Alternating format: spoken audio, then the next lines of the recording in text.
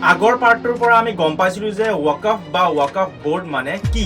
আমি জানো যে ৱাকফ বোৰ্ড ভাৰত স্বাধীন হোৱাৰ আগৰ পৰাই 2013 চনলৈকে বাৰে বাৰে সংশোধন হৈ আছিল, কিন্তু প্ৰব্লেম আৰু কন্ট্ৰভাৰ্চি হৈয়ে থাকিল, এইটো শেষ নহল। ফাইনেলি 2025 চনত যি চেঞ্জেছ আৰু এমেণ্ডমেণ্ট হ'ল সেইবোৰে সেই সমস্যা আৰু কন্ট্ৰভাৰ্চিবোৰ নোহোৱা কৰিব বুলি আশা কৰা হৈছে। ৱাকফ বোৰ্ড এমেণ্ডমেণ্ট এক্ট 2025ৰ আগতেও ইয়াৰ মেজৰ এমেণ্ডমেণ্ট কৰিছিল আৰু সেইটো হৈছিল 2013 চনৰ সচ্চাৰ কমিটিৰ ৰিপৰ্টৰ বেচিছত। এই ৰিপৰ্টটোৰ বিষয়ে জানো আহক।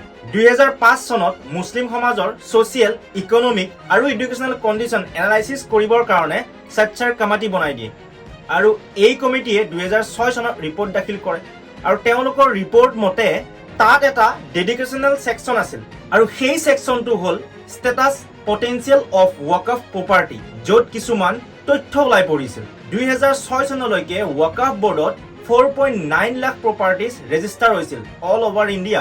এপ্ৰক্সিমেটলি টোটেল এৰিয়া প্ৰায় 6 লাখ একাৰ আছিল। ৱেষ্ট বেংগলত আৰু উত্তৰ প্ৰদেশত সকলোতকৈ বেছি আছিল, য'ত ইয়াৰ market value 1.2 lakh crore estimate কৰা হৈছিল, কিন্তু ইয়াৰ বুক ভেলু মাত্ৰ 6,000 কৰোৰহে আছে। ইমান বেছি বাছ লেণ্ড হোল্ডিং আৰু মাৰ্কেট ভেলু থকাৰ পিছতো এই প্ৰপাৰ্টিৰ এনুৱেল ইনকাম আছিল মাত্ৰ 163 কৰোৰ, অৰ্থাৎ মাত্ৰ 2.7% ৰেট অফ ৰিটাৰ্ণ আছিল। এই প'ৰ ইনকাম জেনেৰেটে ৱাকফ প্ৰপাৰ্টিৰ আণ্ডাৰ ইউটিলাইজেশ্যন আৰু মিছমেনেজমেণ্ট হৈ আছে বুলি বুজি পোৱা যায়। এই ৱাকফ প্ৰপাৰ্টি ভালদৰে ইউটিলাইজ কৰিবৰ বাবে আৰু ইনকাম এনহেন্স কৰিবৰ বাবে সচ্চাৰ কমিটি ৰিপৰ্টে কৈছিল যে যদি এই প্ৰপাৰ্টি ভালদৰে ইউটিলাইজ কৰা হয় আৰু হিউজ লেভেলত ইনকাম জেনেৰেট হয়, তেন্তে মুছলমান সমাজৰ ছ'চিঅ' ইকনমিক আৰু এডুকেশ্যনেল ডেভেলপমেণ্টৰ বাবে বহুত ভালদৰে কণ্ট্ৰিবিউট কৰিব পৰা যাব।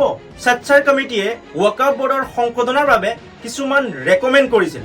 ষ্ট্ৰিক্ট ৰুল আনিব লাগে যাতে মেনেজমেণ্ট ঠিক হয়, অৰ্থাৎ মোটাবলীজন ঠিক হয়, ডিজিটেল ৰেকৰ্ড কিপিং কৰিব পাৰে যাতে ৱাকফ বোৰ্ডৰ ইমান সম্পত্তি আছে অভাৰলেপ নহওক, ট্ৰিবিউনেলৰ পাৱাৰৰ কথা কৈছে, ৱমেন ৰিপ্ৰেজেণ্টেশ্যনৰ কথা কৈছে, টাইমলি ছাৰ্ভে কৰিব লাগে বুলি কৈছে আৰু এইটোও কৈছিল যে ৱাকফ প্ৰপাৰ্টিক ভালদৰে মেনেজমেণ্ট কৰিবৰ বাবে, ভালদৰে চলাবৰ বাবে মুছলিম কমিউনিটিৰ বাহিৰৰ পৰাও প্ৰফেচনেল এক্সপাৰ্টবোৰক হায়াৰ কৰিব পাৰে। সচ্চাৰ কমিটিৰ এই ৰিপৰ্টৰ বেচিছতে 2013 চনত ৱাকফ এমেণ্ডমেণ্ট এক্ট পাছ হৈ গৈছিল আৰু এই ৰেকমেণ্ডখিনি আপোনালোকে ভালদৰে মনত ৰাখিব, কাৰণ এই ৰেকমেণ্ডখিনিৰ আধাৰতেই 2013 চনত যিটো ৱাকফ এক্ট হৈছিল আৰু বৰ্তমানৰ যিটো 2025 চনৰ ৱাকফ এক্ট হৈছে তাৰ লগত কিমান মিল আছে আৰু কিমান মিল নাই, এইখিনি আমি নেক্সট ভিডিঅ'ত জানিম।